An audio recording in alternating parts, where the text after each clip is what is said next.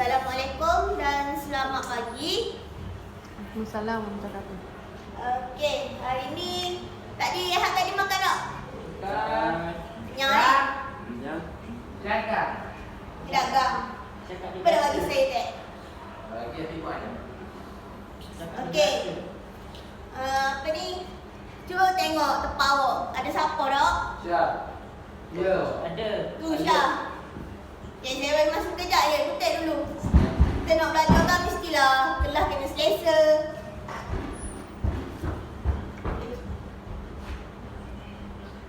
Okey bang.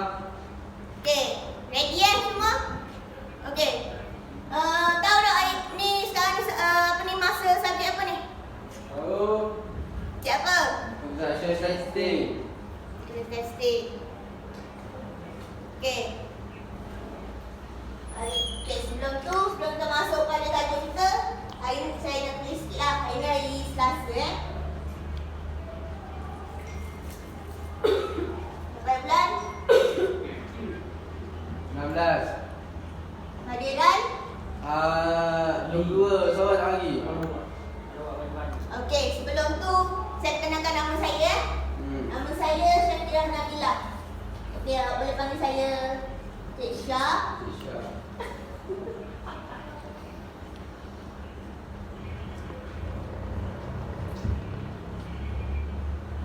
Okey.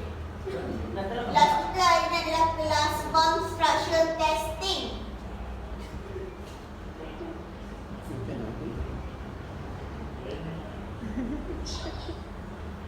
Okey, tajuk kecil hari ini dalam construction testing adalah supervised field testing work.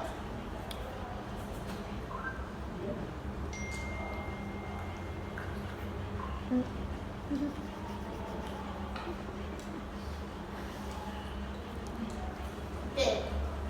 Dalam supervised field testing work ni ada 3 tujuan kita belajar.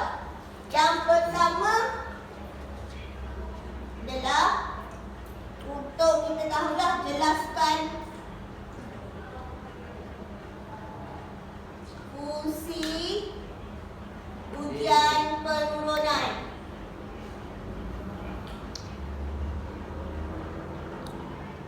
Yang kedua, nyatakan jenis-jenis alatan.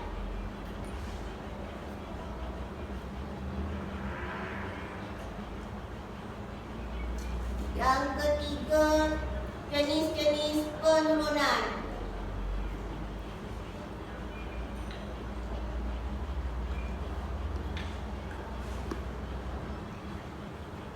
Okey. Sebelum kita masuk pada topik kita hari ni, saya nak tanya dulu. Awak tahu tak apa dia ujian penurunan ni? Pernah dengar tak? Nak Apa dia? Cuba bagi tahu. dia nak test konkret tu Google atau tidak. Tahu tak ada berapa jenis dalam ni? Pernah tahu tak? Maknanya sebelum ni awak belajar, awak pernah tahu apa dia? Ujian penurunan ni ada berapa jenis? Tak tahu lagi bang. Okey, tak apa. Okey. Seterusnya kita masuk pada pengenalan. Okey. Ujian penurunan adalah ujian yang praktikal bagi menyukat kebolehkerjaan atau taraf kerja untuk semua konkret. Ujian penurunan ini akan dilakukan di tempat pembancuhan konkret dan juga di tapak bina. Maknanya dia akan, sebelum kita buat binaan, kita akan tempah konkret dulu dengan orang yang buat konkret lah. Maknanya sebelum dihantar ke tapak bina tu, dia dah buat satu kali ujian. Sampai juga di tapak bina, kita contoh sebagai supervisor tu akan arahkan untuk kita dapatkan sama ada betul ataupun tak nisbah yang kita minta tu lah. Sebab tu tujuan kita buat balik ujian penurunan di tapak bina. Okay, seterusnya ujian penurunan ini dilakukan di tempat pembancuhan adalah untuk memastikan nisbah campuran. Ni seperti yang saya terangkan tadi lah. Bila dikatakan memastikan nisbah campuran mengikut spesifikasi, maknanya sama ada kita minta grade berapa lah, grade 30 ke, 25 ke, 40 ke, atau tidak digunakan untuk kerja-kerja konkret tetapi hanya dilakukan sekali, iaitu pada pertama kali untuk digunakan. Maksudnya setiap kali kita nak gunakan konkret tu, ujian ni lah yang kita kena buat dulu.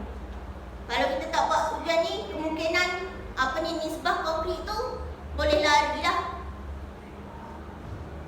Okey, inilah tujuan dia. Ada dua kat sini. Yang pertama, untuk mengetahui tahap kebolehkerjaan konkret yang akan digunakan di tapak bina, supaya kita dapat mengetahui cara untuk tahap kebolehkerjaan konkret melalui penurunan yang terhasil. Okey, kebolehkerjaan konkret, awak tahu ke maksud kebolehkerja konkret? Tak tahu bang. Okey, kebolehkerjaan tu maknanya kekuatan konkret tu lah. Sama ada dia ni boleh digunakan untuk kerja-kerja apa. Maknanya untuk masang tile ke, buat dinding ke, tiang ke. Okey, jenis alatan ni mungkin awak dah pernah tengok dalam makmal sebelum ni. Okey, yang pertama ialah ferrous tube. Ferrous tube adalah berbentuk kon yang mempunyai tinggi setinggi 300 mm. Diameter atas untuk ferrous tube adalah 100 mm, manakala diameter bawah adalah 200 mm. Ferrous tube ini terdapat pemegang di kedua-dua belah sisinya. Okey, nanti saya terangkan macam mana awak nak gunakan alat ni. Sikitlah dalam kelas teori. Okey, alat seterusnya ialah rod pemadat.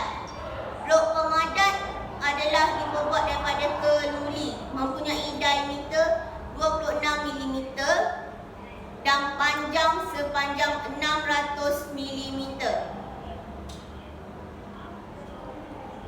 Okey, sebelum saya terangkan alat ni, kenapa kita gunakan rod keluli tadi? Sebabnya kita nak buat ujian ke atas konkret. Kalau kita gunakan rod tu, katakan rod plastik ke, macam mana konkret tu nak menembus? Maknanya nak memadakkan konkret tu, tak boleh kan? Okey, seterusnya adalah pembaris dan pita pengukur. Okey, pembaris untuk mengukur penurunan dan pita pengukur adalah untuk membaca ketinggian runtuhan. Okey, pembaris ni kita guna untuk ukur bahagian atas dan pita pengukur ni kita akan ambil ukuran di bahagian bawah untuk tiga segi tadi. Seterusnya sudit. Meratakan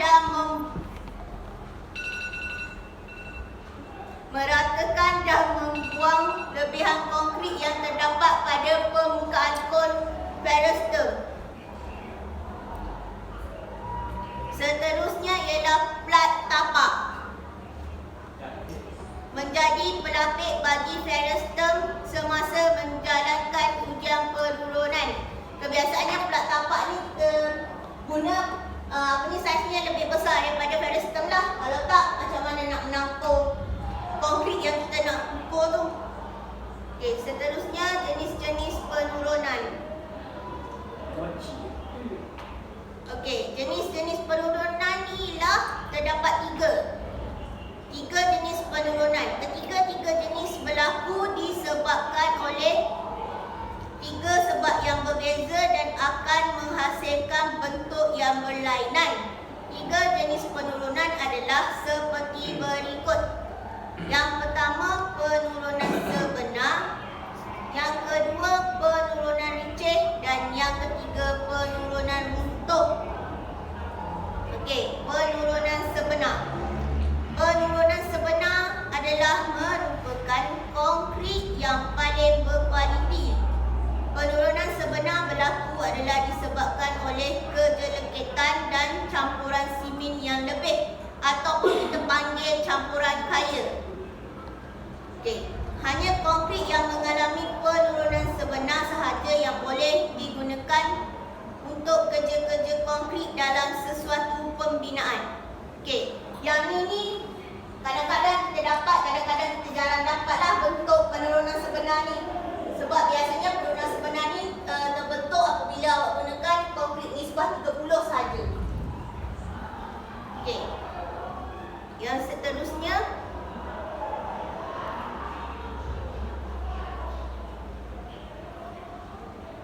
penurunan licin. Penurunan licin berlaku adalah berpunca daripada kekurangan simen, campuran yang kurang dalam nisbah campuran yang digunakan untuk menghasilkan konkrit. Pancuhan konkrit yang terhasil adalah merupakan konkrit yang kurang sifat kejelekitannya. Kejelekitan ni maknanya kepekatan konkrit tersebutlah. Ini akan menyebabkan kekuatan konkrit yang terhasil berkurangan. Maknanya dia tak konkrit tu sikit, dia tak boleh nak berpegang pada batu ataupun air tu, tak boleh nak berpegang. Okey. Penurunan runtuh. Penurunan runtuh adalah merupakan konkrit yang berkualiti rendah. Bancuhan yang mengalami penurunan runtuh adalah bancuhan yang terlalu basah atau kandungan air yang berlebihan.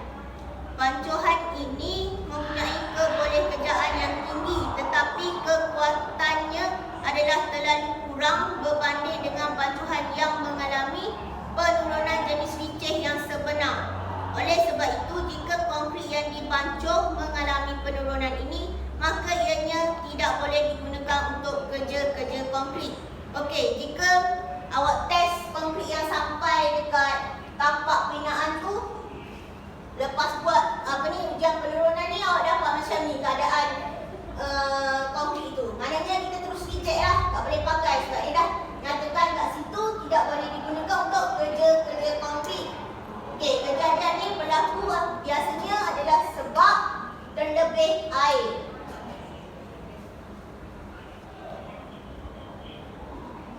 Okey. Ini adalah kadar penggunaan mengikut kegunaan konkrit. Penurunan sebanyak 0 mm biasanya struktur konkrit prategasan yang dipadatkan secara getaran berat. Maknanya ia menggunakan vibrate lah. Yang ni. Okey, 0 hingga 25 mm konkrit jisim dan turapan yang dipadatkan secara getaran. Okey. Seterusnya 25 hingga 50 konkrit bertertulang biasa yang digetar dan konkrit jisim dipadatkan dengan menggunakan tangan. 50 hingga 100 mm konkrit yang mempunyai tertulang bengkok dan perlu digetar. Contohnya lantai, rasuk, tiang dan dinding konkrit bertertulang biasa yang dipadatkan dengan menggunakan tangan. 100 hingga 150 konkrit yang mempunyai banyak tertulang yang dipadatkan tanpa digetar. Kerja pemadatan ini sukar dilakukan.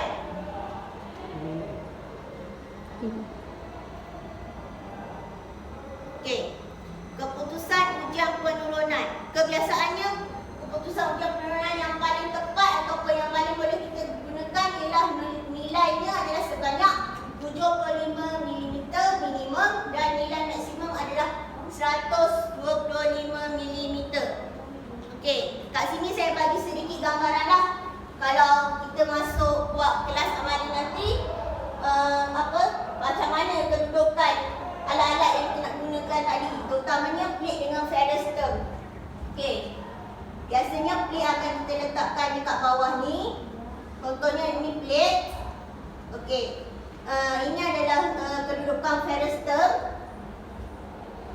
Biasanya ferrous term akan berada di atas. Okey. Dan simen tu biasanya ianya terbalik lah. Okey, ni kecil, ni besar. Okey. Sebelum kita nak buat ujian ni, biasaannya konkrit akan kita letakkan ni mengikut nisbah yang kita gunakan tu sebanyak 3 lapisan. Okey. Setiap lapisan ni kita perlu ketuk sebanyak 25 kali menggunakan tadilah rod tadi, iaitu rod besi ataupun rod keluli.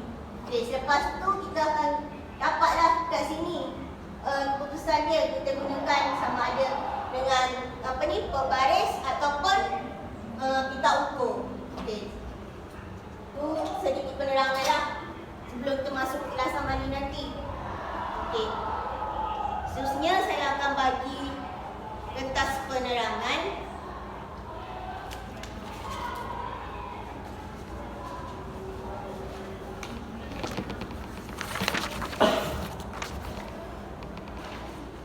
Terima kasih.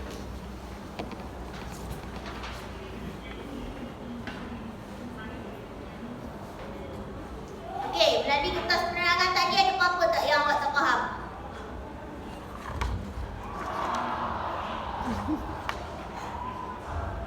Ada yang tak faham? Okey. Tak Semua faham, eh? Faham.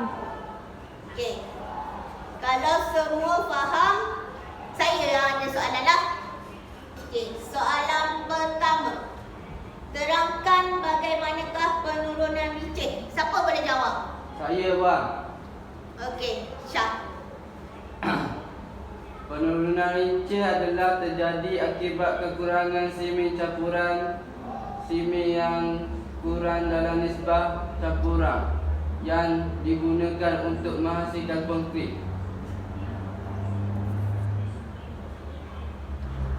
Okey, betul. Seterusnya, soalan yang kedua. Senaraikan alatan-alatan yang digunakan untuk ujian penurunan. Okey, senang je ni. Siapa boleh jawab?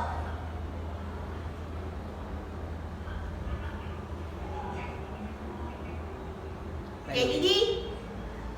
Yang pertama perastem, yang kedua kod pemadat, yang ketiga pembaris, yang keempat pita pengukur, yang kelima plat tapak, yang keenam sudip.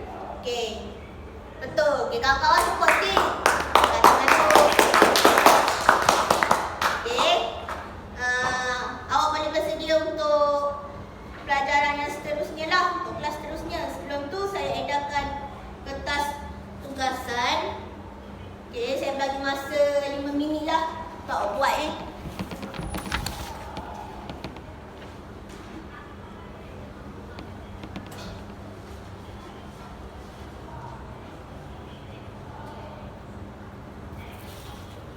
Ada apa-apa tak awak nak tanya? Ataupun perlukan penjelasan yang lebih? Tak ada, eh? Tak ada bang. Okey. Oleh tu, awak boleh bersedia dengan tajuk seterusnya, iaitu Supervised Testing and Combination Works untuk kelas yang seterusnya. Okey, sekian untuk kelas hari ini. Terima kasih.